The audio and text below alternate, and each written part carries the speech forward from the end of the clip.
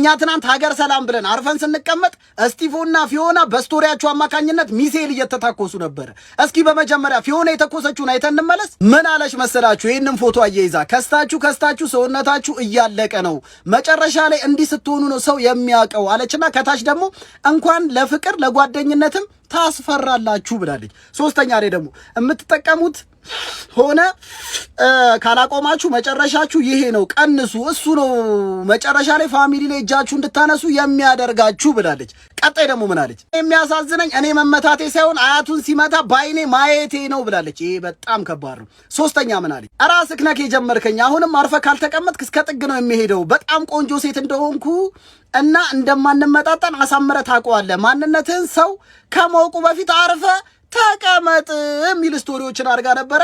እስጢፍ ደግሞ በመጨረሻ ምን አይነት ሚሳኤል ተኮሰ? እነዚህን ፎቶዎች አደረገና እሷ ለብር ብላ ሽማግሌውን ቀረበቻቸው። ነገር ግን ከሽማግሌው በፊት እሷ ቀድማ ሞተች እያለ ቀጣይ ስቶሪ ላይ ያደረገው ይሄኛውን ነው። እንግዲህ አንብቡትና ተረዱት። እኔ ምንም አልገባኝም። እኛ በማያገባን አንገባም፣ ግን እኔ እስከማውቃቸው ድረስ እስጢፍም ሆነ ፊዮና በጣም መልካም ሰዎች ናቸው። እስጢፎ እንኳን አያቱን ለመምታት ቀና ብሎም የሚያይ አይመስለኝም። ፊዮናም ደግሞ እንኳን የሽማግሌ ብር ልትነካ የራሷን ብር እንኳን ለተቸገሩ አሳልፋ ምሰጥ በጣም ምስኪን ልብ ያላት ልጅ ነች። እኔ አላልኩም።